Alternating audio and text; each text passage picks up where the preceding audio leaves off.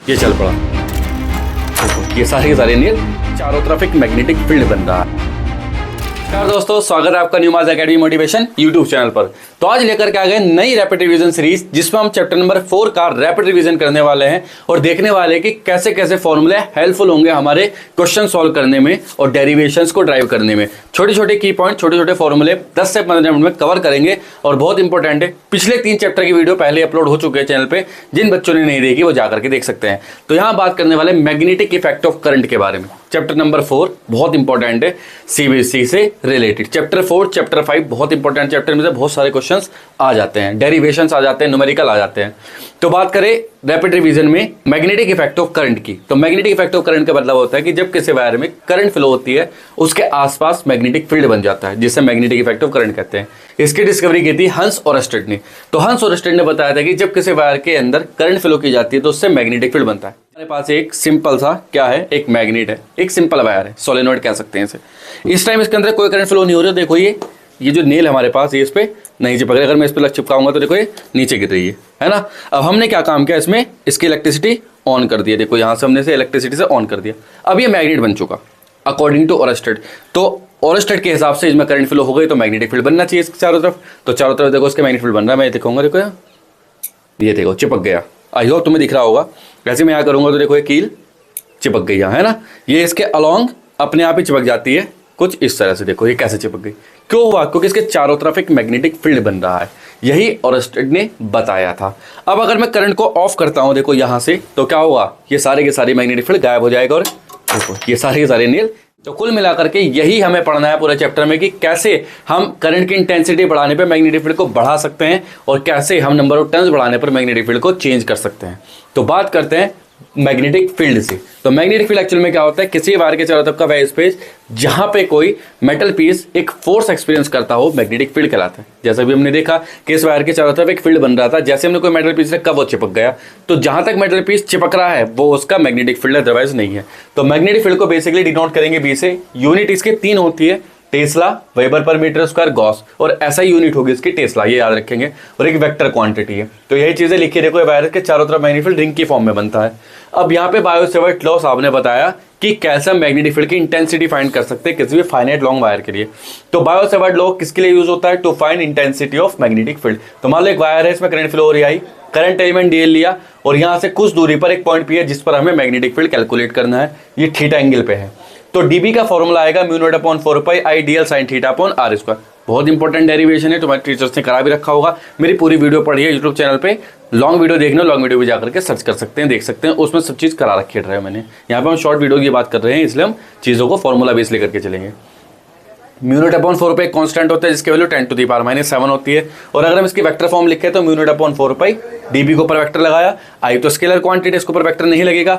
और देखो यहाँ आर, चूंकि डीएल और आर के बीच एंगल बन रहा है तो डीएल और आर को लेना पड़ेगा। तो आर से हमने ऊपर नीचे मल्टीप्लाई कर दी, ऊपर आर आया, नीचे आर क्यूब आ जाएगा, क्रॉस डीएल, दोनों के ऊपर वेक्टर लगा दिया। Because DL is also current element और आर एक डिस्टेंस है, कहाँ से, करंट एलिमेंट से एक पॉइंट पी तक की, जहां पे मैग्नेटिक फील्ड कैलकुलेट करना है।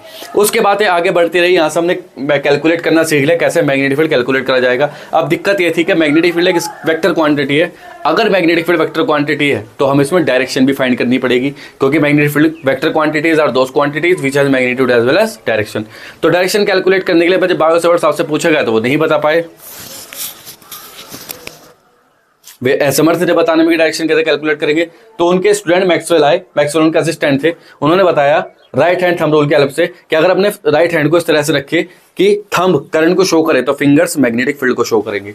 तो यही कहता है to find the direction of magnetic field. अब इसके 2 केस है, पहला स्ट्रेट वायर, दूसरा रिंग। अगर कोई स्ट्रेट वायर की माने बिल्कुल सीधा सीधा है ना, जैसे कि मान लो स्ट्रेट वायर है और उसके अंदर करंट फ्लो हो रही है ऐसे, तो अंगूठा रखें करंट की डायरेक्शन में, मैग्नेटिक फील्ड ऐसे इसके चारों तरफ इस तरह से रिंग बना लगेगा, है ना, जैसे कि मैंने तुम्हें मैग्नेट करके दिखाया था, वो भी पीछे, उसे सोलेनोइड भी कह देते हैं। तो ऐसे रखा और ऐसे वायर के केस में। अगर हम रिंग के केस की बात करें तो अगर कोई रिंग है हमारे पास तो रिंग में कैसे करेंगे, तो जैसे हमारे पास मान लो रिंग है, हमने क्या काम किया, रिंग बनाया ऐसे इस तरह से, हमने मान लो कि रिंग बना ली, दिस इज द रिंग। अब इस रिंग की वजह से मैग्नेटिक फील्ड कैसे कैलकुलेट कर सकते हैं, अगर करंट ऐसे फ्लो हो रही है तो अपनी फिंगर्स को करंट के अलॉन्ग रखते हैं और थंब जो होगा मैग्नेटिक फील्ड को शो करेगा।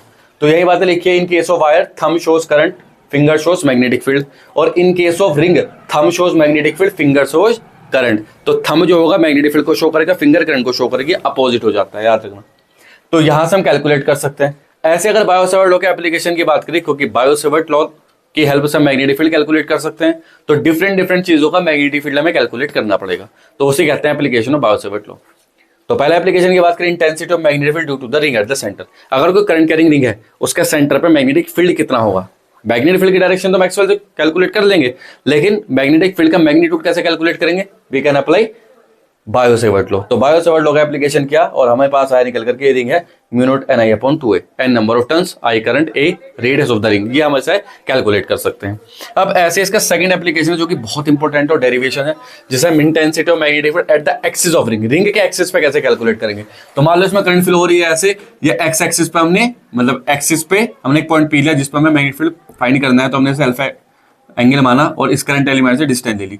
इस करंट एलिमेंट वाली डिस्टेंस के परपेंडिकुलर मैग्नेटिक फील्ड की डायरेक्शन होगी, ठीक है ना। तो अगर हम यहाँ पे बात करें तो dB equal to mu naught N I a square upon 2 x square plus a square की पावर 3 अपॉन 2, ये एक्सिस की वजह से मैग्नेटिक फील्ड आ जाता है, रिंग के एक्सिस पे रिंग की वजह से मैग्नेटिक फील्ड आ जाता है, ठीक है। अब अगर इस एक्स को हम कर दे 0 तो इस सेंटर पे पहुंच जाएगा, तो एक्स की वैल्यू 0 पुट करेंगे तो सेंटर वाला magnetic field mu naught N I upon 2 वही बिल्कुल सेम ये वाला आ जाएगा निकल करके।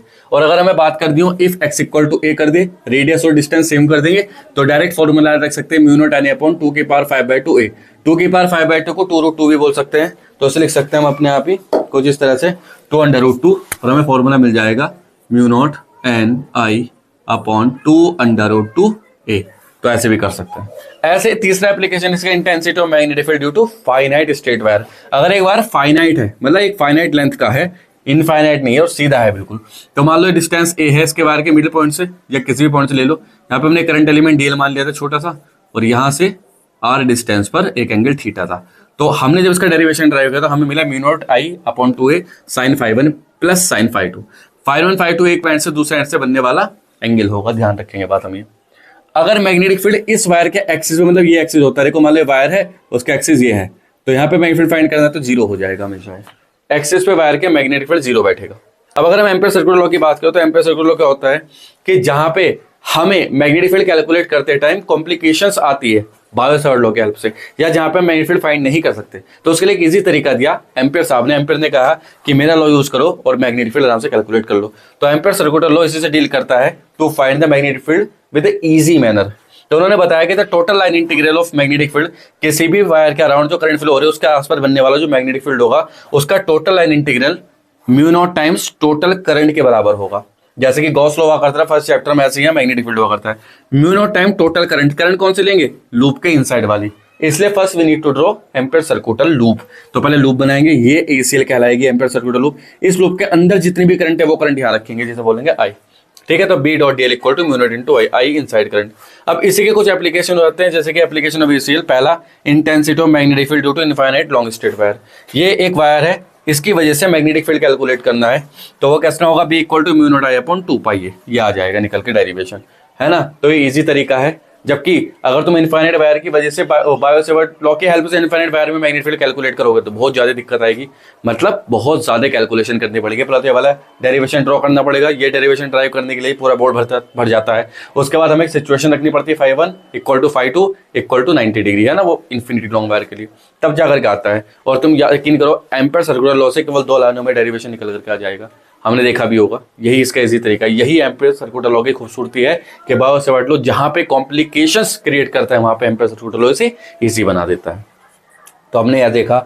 और ऐसे अगर हम दूसरे इसके एप्लीकेशन की बात करें तो सोलेनोइड, अगर हम बायो-सेवर्ट लॉ लगा करके सोलेनोइड के लिए मैग्नेटिक फील्ड कैलकुलेट करेंगे तो बहुत सारे रिंग विंग कैलकुलेट करनी पड़ेगी, रिंग विंग माननी पड़ेगी, फिर हमें लगाना पड़ेगा। और यहाँ पर सर्कुलर लॉ डायरेक्ट लूप बनाओ एसीएल और डायरेक्ट लगा दो। तो हालांकि डेरिवेशन सिलेबस में भी नहीं है, तो डेरिवेशन में पढ़ना भी नहीं सोलेनोइड का, हमें केवल क्वालिटेटिव आइडिया लेना है। तो क्वालिटेटिव मतलब इसकी स्टडी करनी है। तो मान लो ये रिंग है सोलेनोइड, हम इसे सोलेनोइड कहते हैं, देखो ये सोलेनोइड एक्चुअल में, है ना, क्योंकि जो कॉपर की रिंग है, ये जो है ना, ये रिंग है कॉपर की रेड वाली जो दिख रही है, और ये नॉन कंडक्टिंग बेस पर लिपटी हुई है तो सोलेनोइड है, कंडक्टिंग पे लिपटी हुई है तो मैग्नेट है। अब ये तो इलेक्ट्रोमैग्नेट है क्योंकि कंडक्टिंग बेस पे लिपटी हुई है। अगर मैं इसे लकड़ी को ऊपर लपेट दूंगा तो ये क्या बन जाएगा, सोलेनोइड बन जाएगा।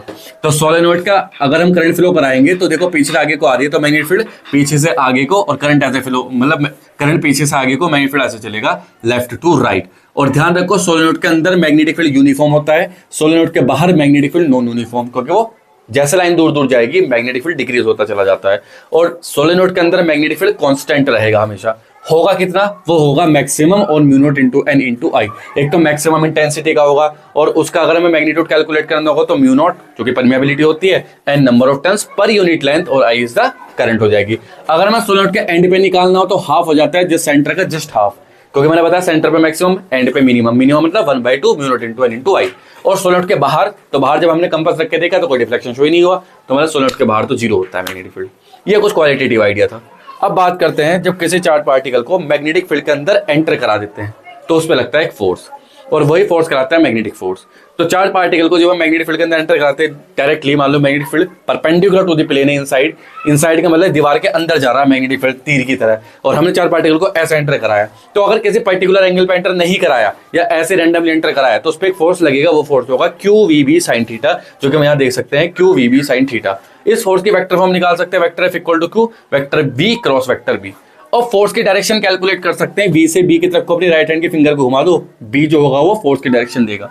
जैसे यहाँ देखो वी जा रहा आगे मैग्नेटिक फील्ड अंदर, वी आगे मैग्नेटिक फील्ड अंदर, अंगुलियों को वी से बी मतलब आगे से अंदर, आगे से अंदर, आगे से अंदर, तो करंट फोर्स कहाँ लग रहा, ऊपर की तरफ को, तो चार्ज पार्टिकल ऊपर भाग जाएगा, ऐसे फोर्स लगता है। इसकी डायरेक्शन कैलकुलेट कर सकते हैं फ्लेमिंग लेफ्ट हैंड रूल से भी, एक तो राइट हैंड से भी कर सकते हैं v cross v. Fleming left hand rule क्या कहता है कि लेफ्ट हैंड को अपने हिसाब से रखो तो ये क्या हो जाएगा, force magnetic field current, force magnetic field current. तो देखो फोर्स ये है, मैग्नेटिक फील्ड कहाँ है, अंदर को, करंट यहाँ को क्योंकि चार पार्टिकल इधर को जा रहा तो करंट भी इधर को जाएगी, पॉजिटिव है। इलेक्ट्रॉन होता तो नेगेटिव मतलब अपोजिट चलती ना वेलोसिटी के करंट, और मैग्नेटिक फील्ड अंदर को, फोर्स भी क्या लग रहा है ऊपर को। तो चाहे फ्लेमिंग लेफ्ट हैंड से रूल से यूज कर लो, चाहे क्रॉस रूल लगा लो, आंसर सेम आने वाला है। अब अगर चार पार्टिकल को मैग्नेटिक फील्ड के अंदर परपेंडिकुलरली एंटर कराते हैं तब क्या होगा, और किसी पर्टिकुलर एंगल थीटा पे एंटर कराते हैं तब क्या होगा। तो याद रखो जब किसी चार पार्टिकल को मैग्नेटिक फील्ड के अंदर परपेंडिकुलरली एंटर कराते हैं तो वो सर्कुलर मोशन करता हुआ जाता है, क्योंकि उस पर लगने वाला मैग्नेटिक फोर्स उस अपने सबको खींचने की कोशिश करता है, जिससे वो सर्कुलर मोशन क्रिएट कर देता है। तो पाथ कैसा होता है चार पार्टिकल का, सर्कुलर। और जब सर्कुलर पाथ बनेगा तो उसकी रेडियस भी होगी और टाइम पीरियड भी होगा। तो सर्कल की रेडियस कैलकुलेट कर सकते हैं mv/qb से। डेरिवेशन नहीं है इसका सिलेबस में, लेकिन हम न्यूमेरिकल करेंगे, न्यूमेरिकल है इसके सिलेबस में। तो mv/qb जब वेलोसिटी गिवन हो चार पार्टिकल की, मान लो कभी कभी वेलोसिटी नहीं गिवन होती, वो कहता है दो चार पार्टिकल सेम मोमेंटम से एंटर कर रहे हैं, इफ मोमेंटम इज गिवन तो क्या लगा देंगे हम, p/qb रेडियस का फॉर्मूला। अगर वो कहेगा दो चार पार्टिकल सेम काइनेटिक एनर्जी से एंटर कर रहे हैं तो formula √2kAm/qb, k kinetic energy, m मास, q चार्ज और b मैग्नेटिक फील्ड। और ऐसे अगर पोटेंशियल कह दे कि दो चार पार्टिकल इतने पोटेंशियल से एंटर कराए गए तो पोटेंशियल मतलब 2√2qVm, v is potential upon qb। तो याद रखेंगे बात, मास, चार्ज, मैग्नेटिक फील्ड तो कांस्टेंट रहता है लगभग, बस जो चीजें चेंज करेंगे उसके अकॉर्डिंग फॉर्मूला हमें यहाँ लगाना पड़ेगा। अब अगर सेकंड चीज की बात करें टाइम पीरियड कितना होगा, तो चार पार्टिकल जब अंदर घूमेगा तो उसका टाइम पीरियड होगा 2πm/qb। ये सब कैलकुलेशन आते हैं डेरिवेशन से। तो 2πm, m तो मास ही है और qb तुम्हें पता ही है। तो ये तो चार पार्टिकल की बात है ना। अब एक बात याद रखो अगर अल्फा पार्टिकल और प्रोटॉन दो चार पार्टिकल गिवन है तो याद रखो अल्फा पार्टिकल का जो मास होता है ना प्रोटॉन के मास का 4 गुना, और अल्फा पार्टिकल का चार्ज प्रोटॉन के चार्ज का 2 गुना होगा। ये कंडीशन हमें रखनी पड़ेगी, उसे कंडीशन में क्वेश्चन होगा। कोई कभी कभी वो कहता है कि सेम काइनेटिक एनर्जी से दो चार पार्टिकल अल्फा और प्रोटॉन एंटर कराएंगे, बताओ उनके पाथ के रेडियस का रेशियो कितना होगा। तो रेडियस का रेशियो कैलकुलेट करने के लिए हमें वो रिलेशन भी पता होना जो मैंने बताया अभी। अगर चार पार्टिकल को किसी वेलोसिटी पे एंटर कराते हैं तो किसी वेलोसिटी करा है, if velocity is at an angle theta, अगर चार पार्टिकल की वेलोसिटी किसी थीटा एंगल पे एंटर करती है तो वो हेलिकल मोशन करते हुए जाता है। हेलिकल मोशन क्यों करता है, क्योंकि यहाँ पे एक्चुअल में चार पार्टिकल के, मान लो इस पार्टिकल है, दो वेलोसिटी होगी, एक आगे को एक ऊपर को। यहाँ से वी कॉस थीटा जो आगे को ले जाएगा, वी साइन थीटा ऊपर को लेके जाएगा। अब ये सर्कल है, यहाँ से सर्कल बना रहा है ना, तो कोई दिक्कत नहीं। मान लो पार्टिकल ऐसा सर्कल बना रहा है, कोई दिक्कत नहीं, इसमें मतलब एक ही वेलोसिटी लग रही है ऊपर की तरफ को फोर्स। लेकिन अगर इसको आगे को भी बढ़ाने लगूँ मैं, आगे को एक वेलोसिटी अप्लाई कर दूँ तो ऐसे चलेगा, है ना, ऐसे चलेगा। तो ऐसे मतलब क्या है, हेलिकल। तो ऐसे हेलिक्स बनाता हुआ चलता है चार पार्टिकल जब किसी एंगल पे एंटर करता है। ऐसे हेलिक्स को बनाता है क्योंकि जब एंगल पे एंटर करेगा तो उस पर दो वेलोसिटी आएगी, एक नीचे को और एक ऊपर को, नीचे को हॉरिजॉन्टल, ऊपर को वर्टिकल वेलोसिटी, ठीक है ना। तो वही हम देख रहे हैं। तो यहाँ पर अंतर केवल इतना, पाथ हेलिकल हो जाता है, रेडियस हो जाएगी mb sine theta upon qb, बिल्कुल ऊपर की तरह है, बस साइन थीटा ऐड हो जाएगा रेडियस में और कॉस थीटा हो जाएगा पिच में। पिच क्या होती है, दो रिंग के बीच की डिस्टेंस, एक रिंग ए बनी एक रिंग ए बनी, तो इस रिंग से इस रिंग के बीच की डिस्टेंस को पिच बोलेंगे। पिच में कॉस थीटा आ जाता है। टाइम पीरियड में कोई चेंज नहीं, 2πm/qb 2πm/qb। अगर हम उल्टा कर दे फ्रीक्वेंसी qb/2πm, टी का उल्टा कर देंगे। एंगुलर फ्रीक्वेंसी 2πf, 2π से 2π कट जाए qb/m। साइक्लोट्रॉन में आ जाती है यूज करने के लिए, है ना। हालांकि साइक्लोट्रॉन सीबीएसई में तो नहीं, आईसीएसई बोर्ड में होता है। खैर, तो ये बात है इसकी। अब अगर हम क्या काम करें, मैग्नेटिक फील्ड के साथ साथ इलेक्ट्रिक फील्ड भी प्रेजेंट करा दे वहां पे, तो चार्ज पार्टिकल कंबाइन फील्ड में मोशन करने लगेगा, जिसे बोलते हैं combine motion of electric and combine motion of charge particle in combine magnetic and electric field. तो वहां पे एक स्पेशल टाइप का फोर्स आता है जिसे बोलते हैं Lorentz force. Lorentz force actual में कॉम्बिनेशन होता है मैग्नेटिक फोर्स और इलेक्ट्रिक फोर्स का। तो देखो, Lorentz force is the combination of magnetic force और इलेक्ट्रिक फोर्स। अगर कोई charge particle magnetic electric force में चल रहा है, ध्यान रखो तीनों चीजें परपेंडिकुलर होनी चाहिए एक दूसरे के अंदर।